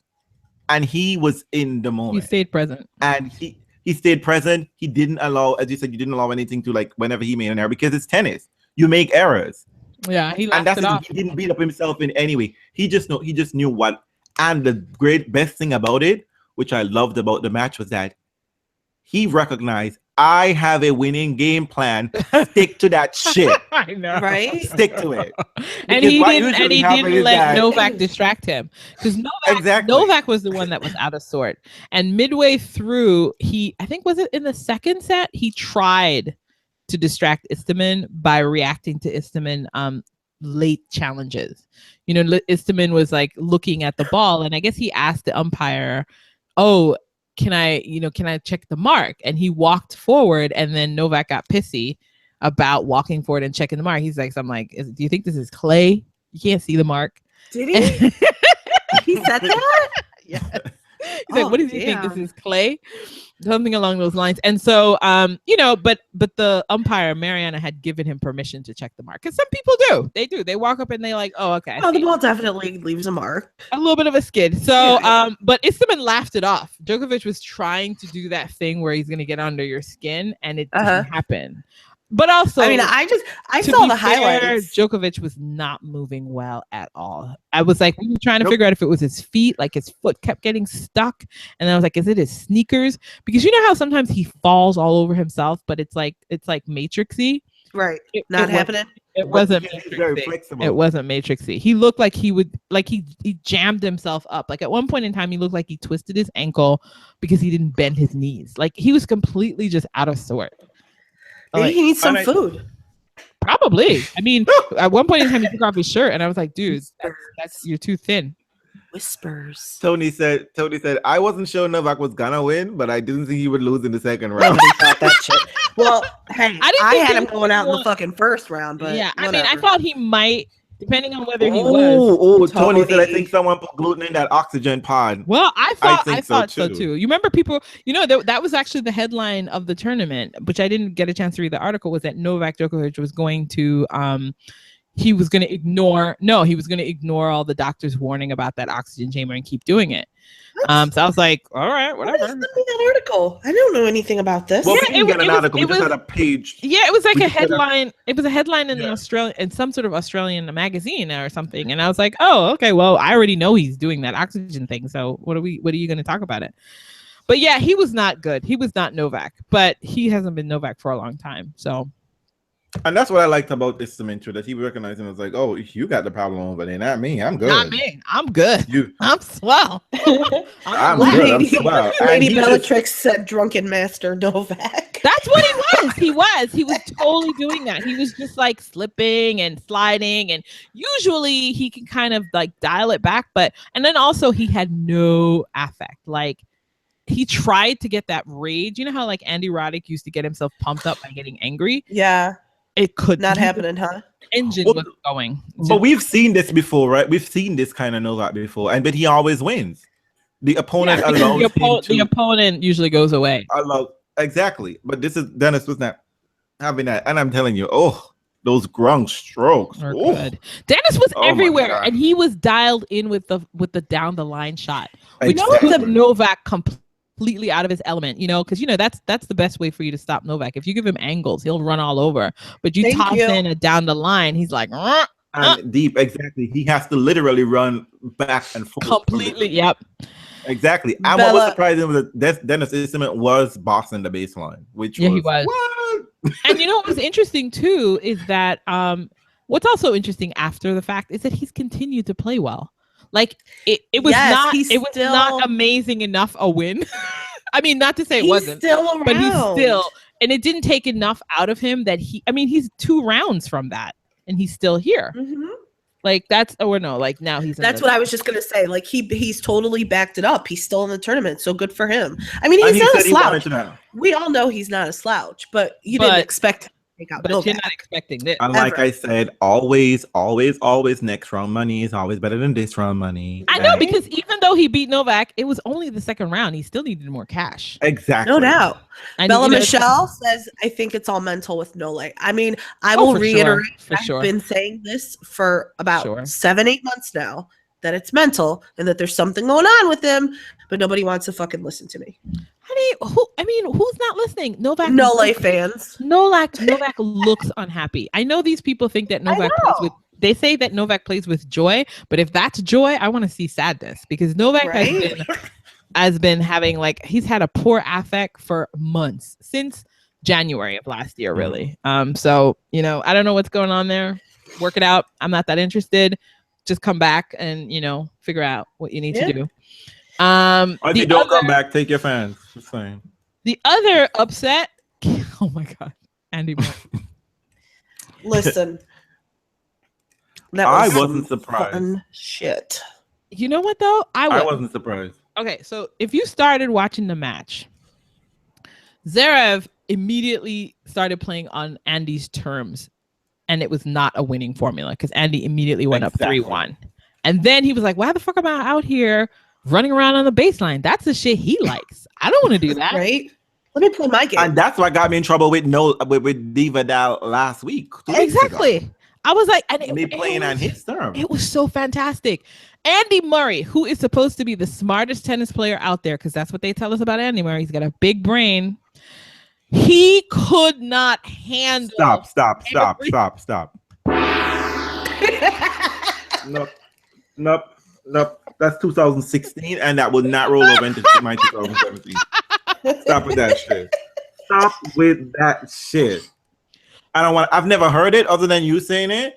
And God. I don't know. They say it all the time. But he has a tennis IQ, the best tennis IQ.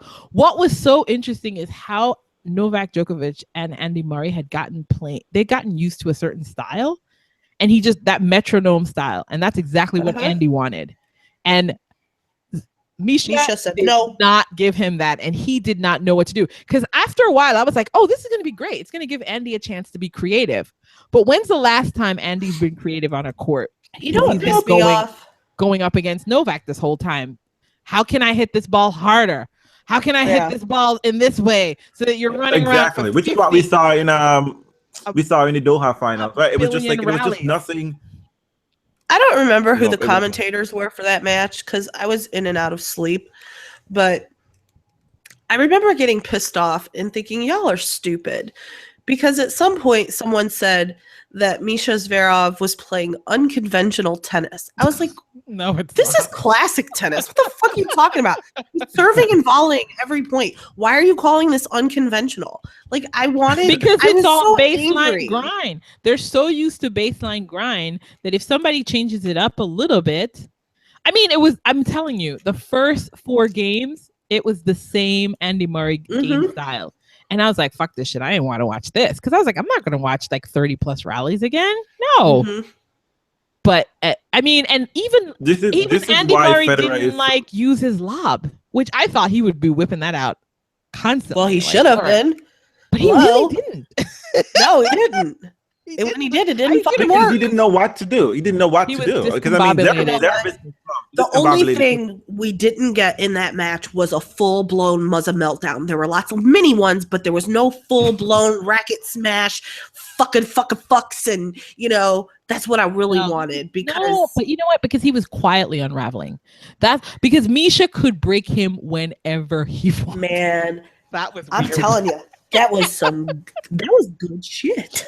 I wasn't enjoying the first 4 games, but then the rest was so fun because it was entirely creative, inventive tennis, like all court tennis, which by the way was what Andy was introduced in the sport as doing, but it wasn't working for him. And then he went back to this sort of robotic mechanical style, which was very successful because he needed that style to win against Novak. This is why I'm saying. This is why I think in many ways, Federer hasn't retired because you people with your baseline nonsense have kept Federer relevant. And it's the same nonsense I see, this sort of like baseline bullshit. It's what I see in the junior tennis too. They're doing that same nonsense. No one has anything different. They can't come up with a plan B. So here was Andy and here was Nole. Someone is throwing something different at them and they don't know what to do. They're just like completely stuck in the mud. They're stuck on the court. I mean, Andy was like, what the fuck is going on here? He didn't have a clue. He would break and then he couldn't keep up the rhythm. Like he would have a great break. And the other thing, there are two things that have my pet theories going on here. Two things. One for Andy. One, Andy saw himself in the final with that Australian Open crown in his hand. Finally. I mean, he's been the bridesmaid, 15 times, million times? I don't know. Well, listen, his draw was like that, so I don't see why he wouldn't have. It was a good draw. So, and then in Misha's era of his mind was just like, hey, yeah, bitches checking for Sasha. I'm the older brother here. This is how we get things done. And Sasha, I don't know why Diva Dal is still around. Or at least I don't know why Diva Dal is so comfortably in the fourth round. Well, he wasn't. Because it was a 5-setter. I mean, but that's what this is what Janina called it. Janina said Sasha was supposed to take him out, and it looked like he should have. I missed the third and fourth. I missed the sets. I only saw set 1, but I was like, this looks like it's gonna be weird. So I went to bed. Sasha didn't do his job. I mean, like, he was up 2-1. Exactly. It's one of those moments where, again, it's the difference between Sasha with the Zverev's match, Misha, and Istomin, where when you're ahead, you then stop and allow your opponent to get comfortable. And you didn't keep the pressure on. You start forgetting what was your winning strategy. And you allowed them to find themselves and find a game. And then you start choking. Zverev started making errors. He couldn't do anything. Sasha, I mean, in this case, he couldn't keep the ball in court. When he held serve, then he would get broken immediately after when he break back Nadal. And he was just like, you fully well know, he called out the trainer and asked him to, getting cramps. And again, other thing too, he's not fit.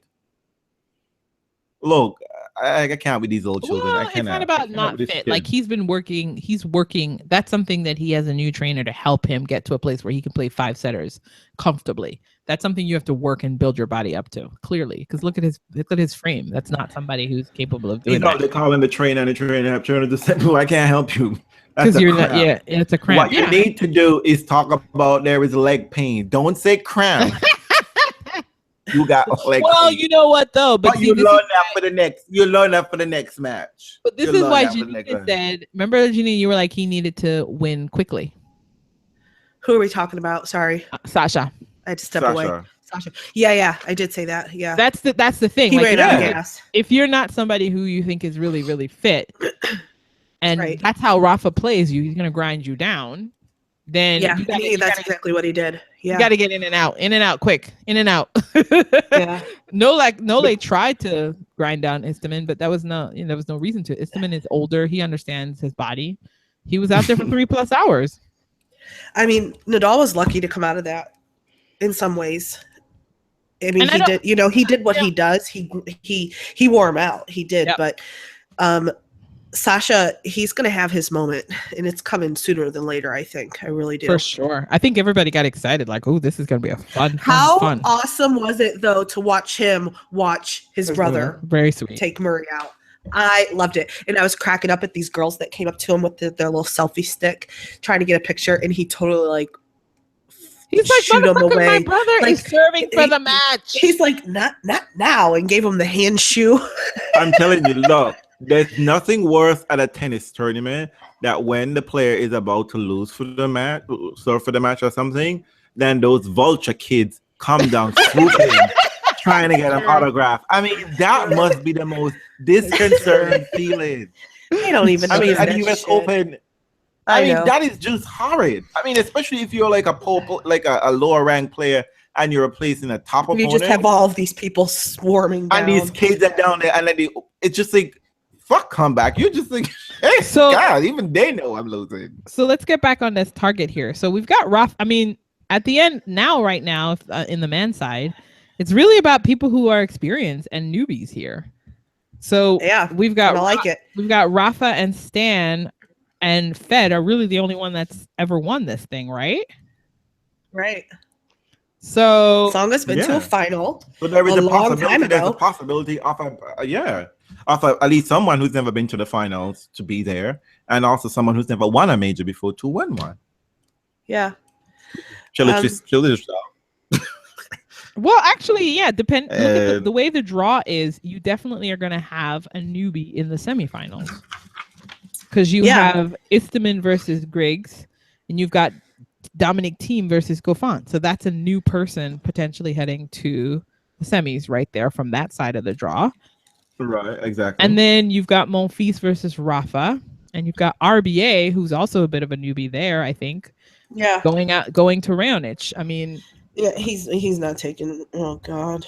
So who do you guys have going through that section? Because we're rolling up and. I've got Nadal and Raonic, and you know what? I don't have any idea who's going to win that match. I don't.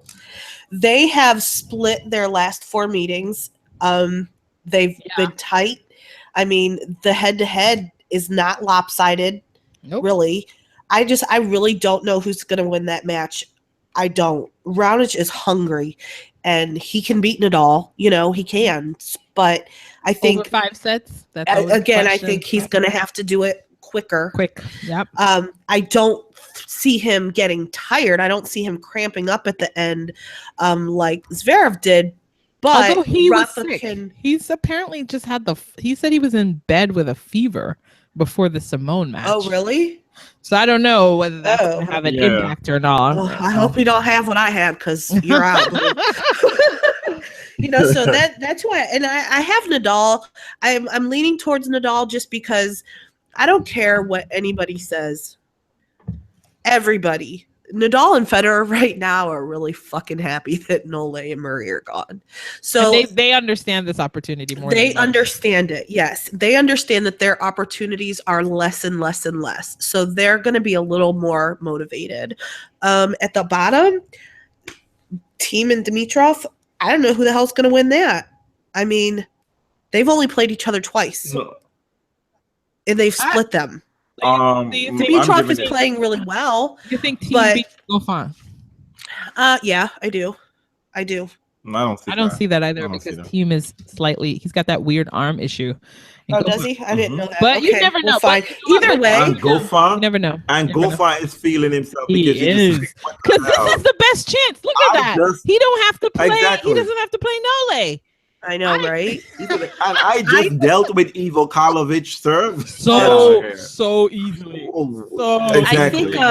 I think probably just given, looking at everybody and how they've played through thus far, Dimitrov probably comes out of there. Dimitrov is playing some really nice tennis. And I don't know about Dimitrov and Rafa, though. What's that going to look like? Well, you know what? Talk about a coming out party, boo. If Sasha can take Rafa, you better. Well, although Sasha has a stronger serve than Dimitrov, but I mean, this is your chance, Grigor. Yeah. At the top, or bottom, whatever it is, I don't know. On the other side, I've got the top. Yeah. Did we talk about Federer and Nishikori? Did I miss that? Because I did. No. Are you ready to talk about that, or do you want to? Yeah, let's do. I mean, this side hasn't really had much happening aside from the Murray disaster, I guess, and Djokovic. The bottom is just kind of gone through. Look at that. I mean, but Evans, you know what's funny? Are we totally writing Monfils off? Oh no, honey, I don't. I think this is Monfils' best shot. You think he might take it all? Listen, if Monfils has played Rafa hard, he's played him hard recently in a final. Yeah. And he's gotten better. The question from Monfils is the same thing that it was for Zev, which is, are you going to take your opportunity and can you do it over 5 sets? Will anyone get winded? Okay, so when I was watching Monfils and Kohlschreiber, he was playing ridiculous. Patrick, how you say his name? Martoglu was one of the commentators, which, I said this on Twitter. I'll say it again. I don't think he should be a commentator. However, I always like what he has to say. I do. And the way that he was talking about Monfils was almost rude, but it was so true. What did he say? It was so true. he was just talking about how,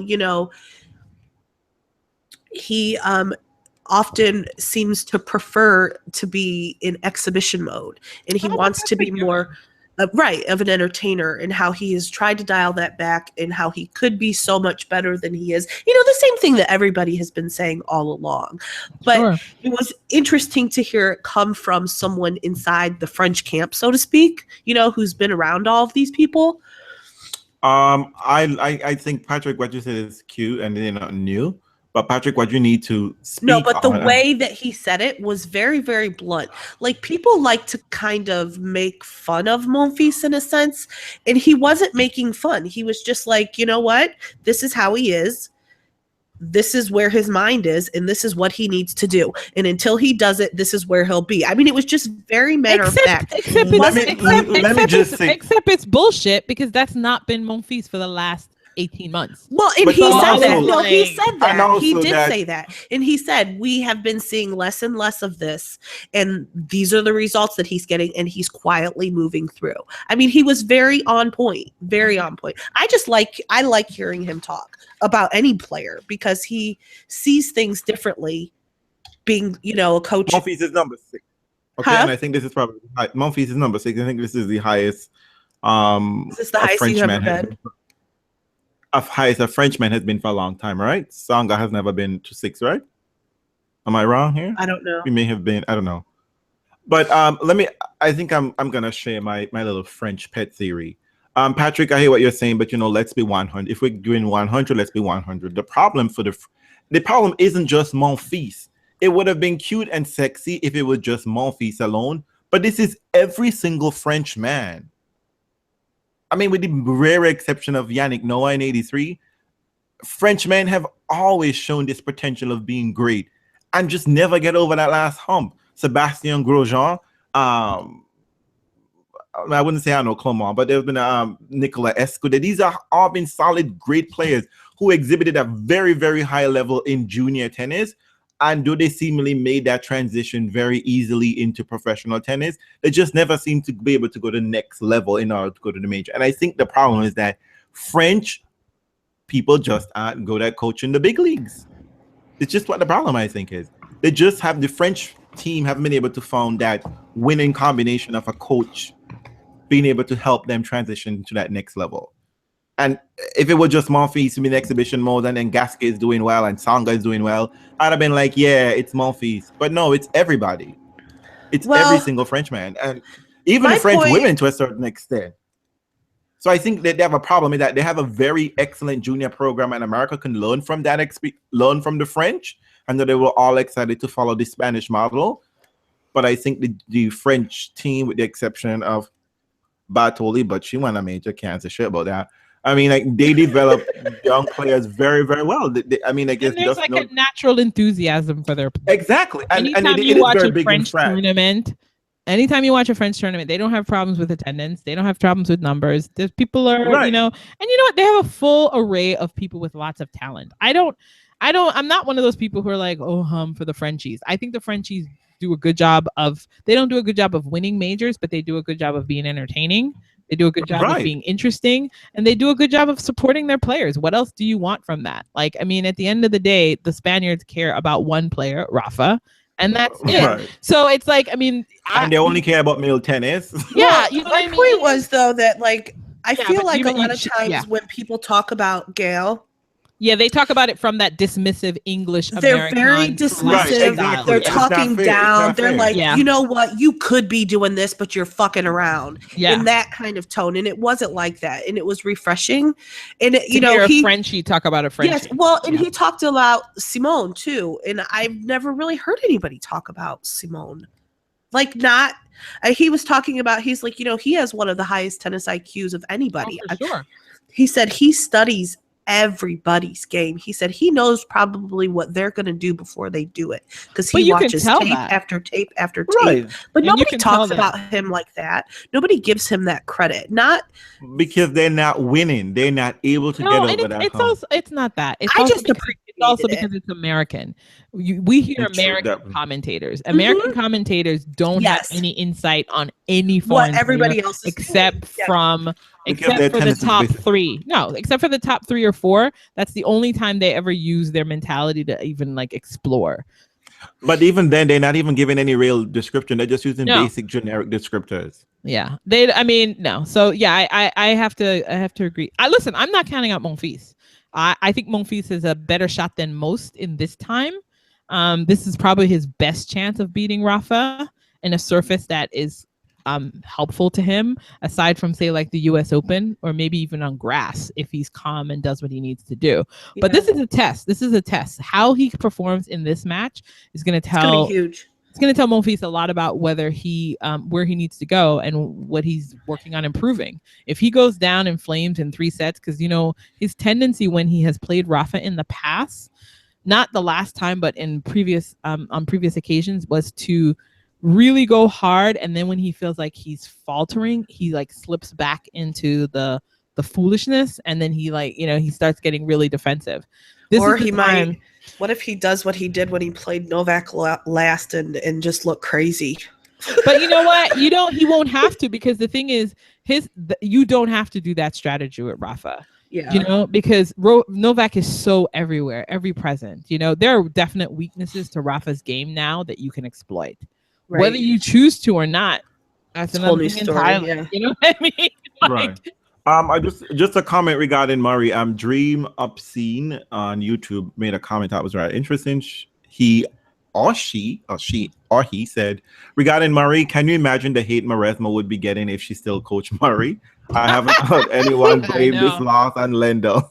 I think the Murray Lendl magic is gone. Because I think Lendl didn't want to be back out here. I wouldn't say it's gone, but Lendl didn't want to come back on tour. No, if Lendl didn't want to come back on tour, he wouldn't be there. He's too mean to do something he don't want to do. How could the magic be gone? Just last month, everybody. Listen, Murray got outplayed by somebody who introduced a different brand of tennis. That's it. He got lazy because nothing more, nothing playing less. A certain type of tennis. He didn't know what to do. And he just lost his shit. He's like, I'm not used to playing this type of guy every day.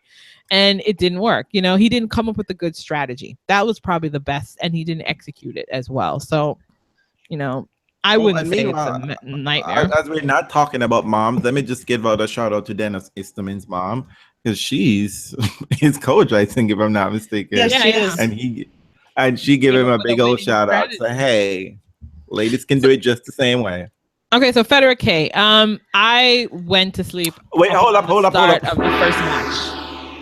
Federer Burditch, let me just let you all know I was a gaggling kind of geese in the fucking gym at 5 o'clock in the morning. Oh my God. I watched it and I was like, what is going on? I can't even believe this. It was brutal. Oh my God. Like, it was brutal. Let me just say, I mean, listen, the truth is, the truth is Burditch hasn't beat Federer for many, many years. However, is it? Yeah, it's true. Since like something crazy like 2013, he hasn't beat Federer. However, we know met that often. They've met. He just hasn't won. They haven't met a shit ton, but they've met at least once a year. But we know that Burditch likes to get up for Federer. Typically, he generally does. Yeah, he feels like. I mean, it is. It is what it is. Yeah, I'm gonna wild all over you, fam. But you know what? Even Federer said, I didn't think I was going to play that good. Yeah, it was totally outside of the range. That was actually beautiful tennis.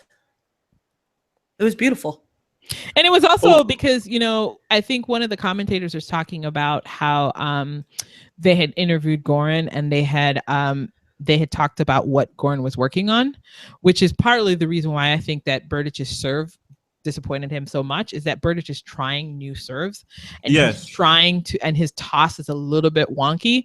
So I think this match told Burditch a lot of information. It's not. This is actually the second time he's changing his service motion in 2 years. Actually, exactly. So I don't think he changed it last year with Danny. Yeah, I don't think this matchup. If Fed meets Burditch again in the summer, I think you're going to see it's not going to look like this. It's not going to look like that. You see, my problem with, and I mean, as I think I mentioned this on Twitter, I said, Burditch's strategy has been to hit through Federer.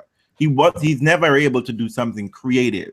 He's only gonna try to, muscle the ball over and hit harder and have Federer, just like the serves are on. And I give Federer the edge in this match. But then when I saw Berdych come out, he looked completely flat-footed. I almost turned into you, Andre, like that Marcus Willis match. I was like, what is this motherfucker doing now? He's giving Federer nothing. He's doing nothing. Federer can't take anything from the fucking match. I also play better by just like, what? Federer at 35. But we just take it. We win the next round.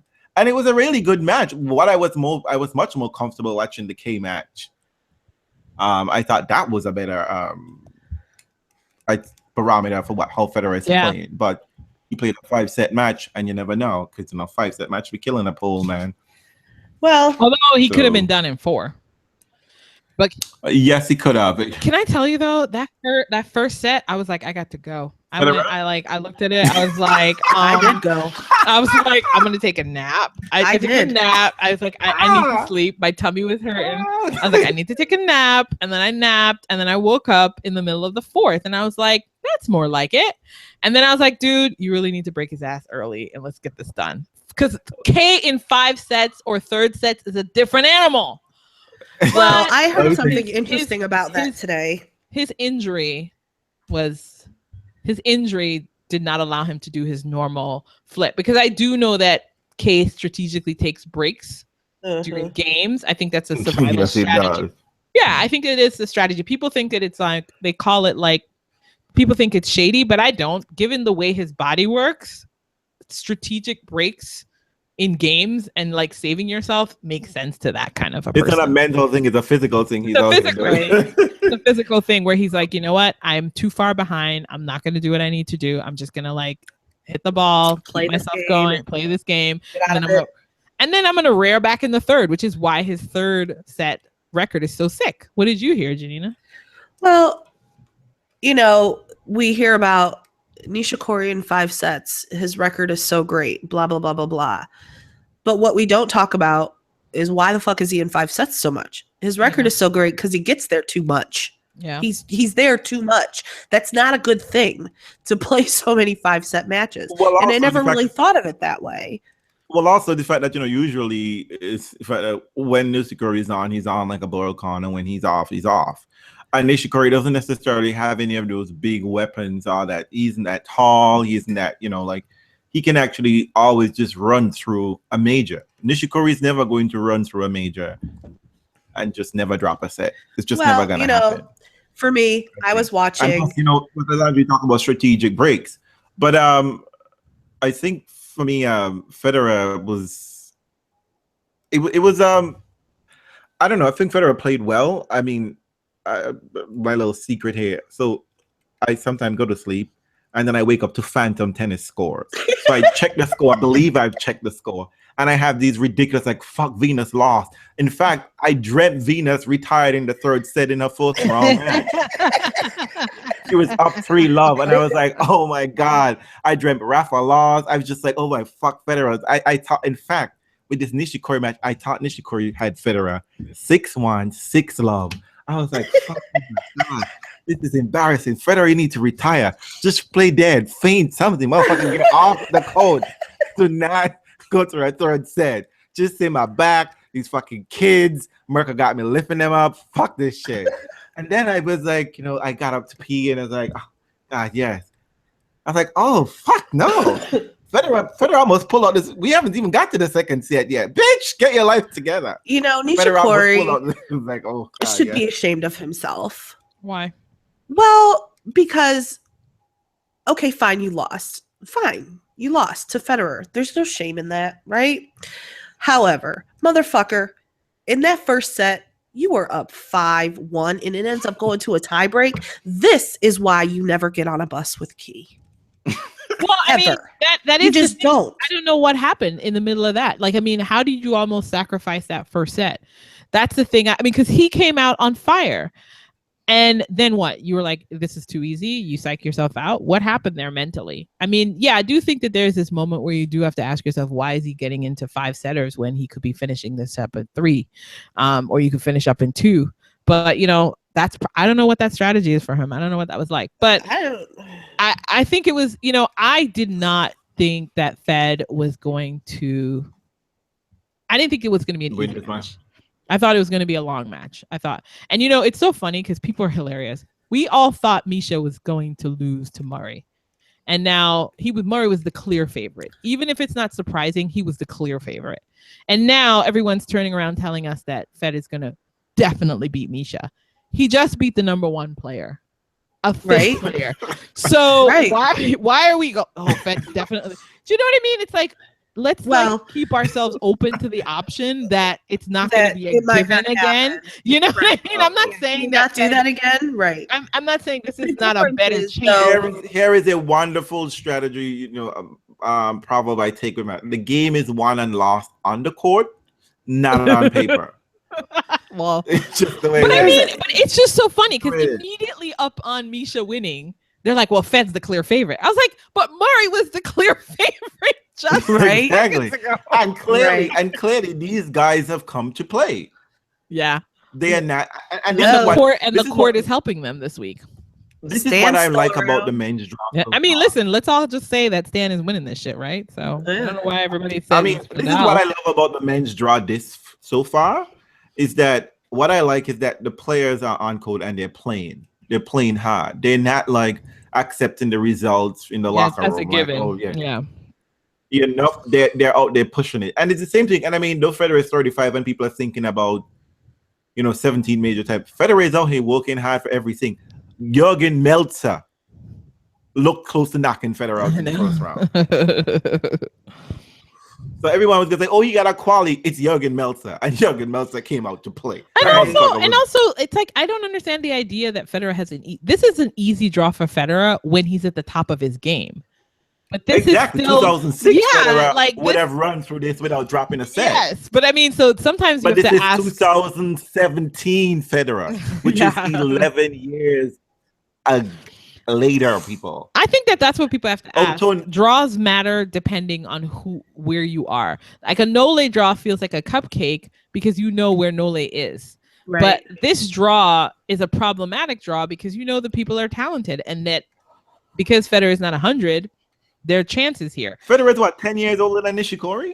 Yeah, I know. Probably 9 or 8. But he lasted longer in that match though. However, but you know what? But again, this is where I think, as Venus pointed out, experience matters. Yeah. Yep. It's where you're experienced. Federer had a horrible game in that fourth set. Horrible, just horrendous. 2 double faults, I think it was. Just like he had an open down the line shot on the forehand and dump it in the middle of the net. But he stayed calm. He was just like, you know what? It's just one bad game. He's like, I'm still out here in the fourth set against Nishikori. Exactly. Yeah. Exactly. But I do think Darren Cahill made a really good point, which is that the matchup between Misha and Federer is going to be obviously much different because Federer doesn't want to hang on the baseline either. Right. So they have a more compatible style. And at least he thinks that it's a good opportunity for Federer, obviously, because Federer doesn't mind people coming in. That's not a game style that's going to be discombobulating. Exactly. No, it's not. That's not going to make Federer. Misha's Zverev isn't going to make Federer's head spin. He can handle that. And he doesn't have to go for high percentage shots.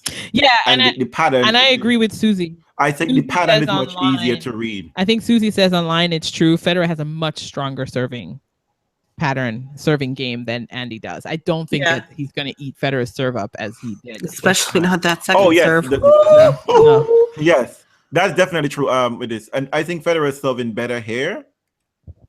Progressed. Although the difference is that Misha knows Fed's game really well. Here's the thing. Yeah. Misha has already said that Federer is an idol. And when we see this happen, a lot of times the person who's been out there like, oh my God, I can't believe I'm going to play Federer or Rafa, whoever, they crumble. He's not gonna. Well, he's not gonna crumble like that at all. Because He's the not thing gonna about it, be- because the thing He about it, crumbled against Federer at Halle and lost in 40 minutes. This is a different Misha, though. This is after that, he's now been injured. He's coming back. I don't think once he's he gotta crumbling. go home for bragging rights against Sasha, he's gonna be Plus, like, I think he wants to match. He wants to see how this game matches up to Fed. Like, I think he's gonna try. Whether he accomplishes it or not, I don't think it's a crumble, though. I think because if he didn't crumble across Murray, who was the number one, Right. exactly. I just don't think he's gonna do the same. But I'm I'm expecting some pretty Fun tennis rallies. out of this. Yeah, I That's think what I'm so. expecting. Some What do you fun think rallies. about what you call it, Stan and Joe Sangha. Willie? You know what? This is Sanga's shot. Because Yeah. Stan is Sangha, good. Stan could have been you, Sangha. Exactly. Stan could have been you. I mean, listen, if you're Sangha and you look at the other side of the freaking draw, you don't have your nemesis. Even if Federer gets there in the final, you have a good shot at Federer. Yep. Like, I mean, not in the final, in the semis. Like, Semis. you can play Fed. So I listen. If you don't look around and say, because Murray has taken him out of the last slams, right? The last couple slams, Sangha has lost to Murray. If you can't see that this is your shot, he lost to him at Wimbledon when he had a really good. Then you need to jump all over the. And he, I mean, I say it. I don't know. They've both been kind of spotty. I think that's a 5-setter. Yeah, I could see that. I don't know who's going to win. Yeah. I think, I don't know. Well, I think Stan is saving himself for Wimbledon. Well, I don't know, but I mean, it's a good chance for Stan, right? So it's a good chance for both of them. I don't know. I mean, I'd rather Fed face Sangha than Stan. Y'all think Stan could follow up a major win with another major win? Sure, why not? That doesn't sound like the Stanley I have come to know. Keep questioning Stan. See what happens. Well, No, and the but other you thing, see- but you see, it's a this isn't surface he Stan's likes. style of play. No, but forget the style of Stan play. doesn't- He's fine.